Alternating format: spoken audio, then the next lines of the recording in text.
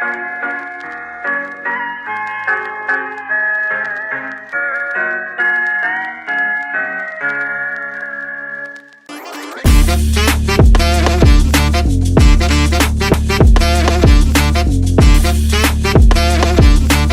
jadi di sini saya akan membahas mengenai pengertian perikatan dan perikatan yang lahir dari perjanjian. Perikatan sendiri adalah suatu hubungan antara dua atau lebih subjek hukum perikatan dalam lingkup harta kekayaan yang bisa lahir karena perjanjian maupun karena undang-undang untuk memenuhi suatu prestasi. Dalam ketentuan pasal 13 KUH Perdata menyebutkan bahwa suatu perjanjian adalah suatu perbuatan dengan mana satu orang atau lebih mengikatkan dirinya terhadap satu orang lain atau lebih. Hubungan antara perikatan dan perjanjian adalah bahwa perjanjian itu melibatkan perikatan. Perjanjian adalah salah satu sumber perikatan di samping sumber lainnya. Suatu perjanjian juga dinamakan suatu persetujuan karena dua pihak itu setuju atau sepakat untuk melakukan sesuatu bersama-sama. Perikatan dan perjanjian itu suatu hal yang dikatakan berbeda. Secara umum, perbedaan dimaksud dapat dilihat dari sumber lahirnya suatu perikatan. Perikatan dapat lahir dari suatu perjanjian dan undang-undang. Perikatan-perikatan yang lahir karena perjanjian adalah pihak-pihak yang dalam suatu perjanjian harus mempunyai kemauan bebas untuk mengikat diri dalam menyatakan kemauannya yang konkret. Suatu perjanjian yang dibuat dapat menyebabkan lahir perikatan bagi pihak-pihak yang membuat perjanjian tersebut. Perikatan yang lahir dari perjanjian memang dikehendaki oleh dua orang atau dua pihak yang membuat suatu perjanjian. Sedangkan perikatan yang lahir dari undang-undang itu diadakan oleh undang-undang di luar kemampuan para pihak yang bersangkutan. Apabila dua orang mengadakan suatu perjanjian, maka mereka bermaksud supaya antara mereka berlaku suatu perikatan hukum. Dalam membuat suatu perjanjian atau kontrak, sangat diperlukan pemahaman akan ketentuan-ketentuan hukum perikatan. Selain itu juga diperlukan keahlian para pihak dalam pembuatan kontrak. Oleh karena itu, kontrak menjadi sangat penting sebagai pedoman kerja bagi para pihak yang terkait. Namun, dalam penyusunan kontrak, perlu memperhatikan perundang-undangan, ketertiban umum, kebiasaan, dan kesusilaan. Masuk ke jenis-jenis perjanjian. Di sini yang pertama itu ada perjanjian timbal balik dan perjanjian sepihak. Yang kedua ada perjanjian cuma-cuma dan perjanjian alas hak membebani. Lalu ada perjanjian konsensual, real dan formil. Lalu ada perjanjian bernama, tidak bernama, dan campuran. Lalu ada perjanjian kebedaan dan obligatoir. Lalu ada perjanjian yang sifatnya istimewa. Perjanjian yang sifatnya istimewa ini dibagi lagi menjadi perjanjian liberatoir, perjanjian pembuktian, perjanjian penetapan, perjanjian untung-untungan atau spekulatif, dan perjanjian publik. Nah, di sini kita akan membahas lebih jauh mengenai perjanjian campuran yang termasuk ke dalam perjanjian bernama dan tidak bernama.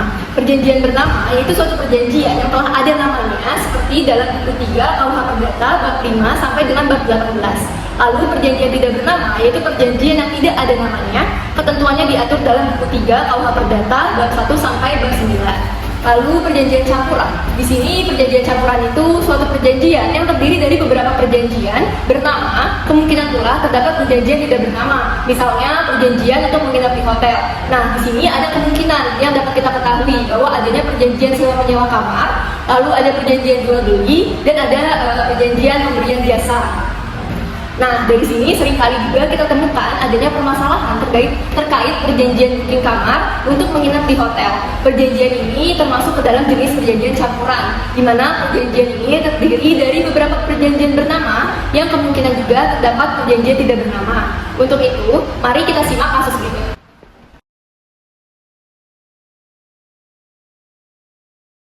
Selamat siang Kak, selamat datang di Maria Hotel. Apakah ada yang bisa saya bantu? Oh ya Kak, kemarin aku udah ini sih di aplikasi terus sekarang mau check-in. Oh mau check-in sebentar, saya atas nama ini ya Kak. Atas nama Aguni Selasa jam 12.30 benar? Betul oke. Untuk semua ketentuan sama aturannya bisa Kakak cek di web Maria Hotel ya Kak. Kayak gini. Oh iya, betul sekali. Kamar VVIP nomor 26. Ya. Ini bunyinya. Ya.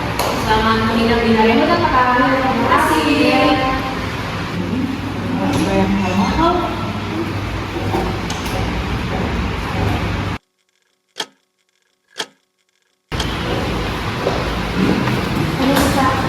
Ya Kak, apakah ada yang bisa saya bantu? Kita mau ngajuin dulu kan Kak? Kamar kita tuh VVIP Kak. Gak ada bedanya sama kamar yang biasa loh.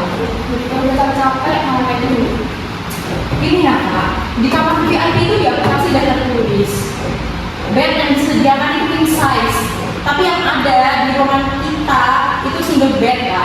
Terus juga makanan, harusnya di situ terus ada daging, ada rendang. Di sini cuma apa? Telur sama buncis, udah dingin lagi. Kita udah begini tapi ada datang. Kita belum sampai 4 jam loh. Kak, kakaknya cuma diem, panggil manajernya aja di sini. Oh iya, silakan tunggu sebentar, saya akan panggil manajer dulu ya kak. Nah, cepet ya, panas di sini. Halo? Selamat sore Kak, saya sebagai manajer dari Hotel Alia, ada yang bisa saya bantu? Ini manajernya. Jadi kita mau dulu apa yang kita pesan di aplikasi tidak sesuai. Pertama, harusnya king size, tapi kok bed size-nya tuh single bed gitu loh. Kita tuh per malam 1.600.000, makanannya juga nggak sesuai. Jadi itu gimana Pak? Ini sudah melanggar perjanjian ya kak, ini bisa ditutup. Jadi atas keluhan dari kakak-kakak, saya sebagai pihak manajer dari Hotel Alia ingin menyampaikan mohon maaf yang sebesar-besarnya dan terkait hal tersebut kami akan menindaklanjuti untuk yang secepat-cepatnya. Terima kasih. Dari kasus yang telah kita lihat sebelumnya di Hotel Maria, Ayuni dan temannya merasa tidak puas dengan pelayanan yang diberikan dan merasa tidak sesuai dengan isi perjanjian. Lalu, dari kasus yang telah kita lihat, bagaimana cara yang tepat bagi pihak hotel menyelesaikan masalah tersebut. Sebelumnya, ada 3 teori, yaitu teori sui generis, teori absorpsi, dan teori kombinasi. Nah, dari permasalahan perjanjian yang tidak terpenuhi tadi, kita bisa menyelesaikan dengan teori kombinasi. Apa sih teori kombinasi itu? Teori ini mengatakan bahwa untuk mencari penyelesaiannya harus melibatkan peraturan-peraturan yang menguasai perjanjian-perjanjian yang mencakup perjanjian campuran. Jadi dalam perjanjian sewa beli harus diterapkan peraturan sewanya maupun peraturan belinya. Nah, alasan kita memilih teori kombinasi sebagai penyelesaian masalah dalam perjanjian campuran karena beberapa alasan. 1. Keadilan. Setiap klausul dalam perjanjian dianggap setara dan harus dilaksanakan. Lalu kedua, fleksibel. Teori ini dapat diterapkan pada berbagai jenis perjanjian campuran tanpa terpaku pada satu jenis hukum tertentu. Lalu yang ketiga, efisien, yaitu tidak perlu menafsirkan mana klausul yang dominan sehingga proses penyelesaian lebih cepat. Lalu yang keempat, holistik, semua aspek perjanjian dipertimbangkan secara menyeluruh, memberikan solusi yang lebih komprehensif. Lalu mengapa teori kombinasi lebih disukai? 1. Keadilan yang lebih seimbang. Teori kombinasi berusaha memberikan perlakuan yang adil terhadap semua klausul dalam perjanjian. Tidak ada klausul yang dianggap lebih dominan dan ditekan keberadaannya. Lalu yang kedua, fleksibilitas tinggi. Teori kombinasi dapat diterapkan pada berbagai jenis perjanjian campuran tanpa terikat pada aturan-aturan yang terlalu kaku. Ini memungkinkan penyesuaian terhadap karakteristik unik dari setiap perjanjian.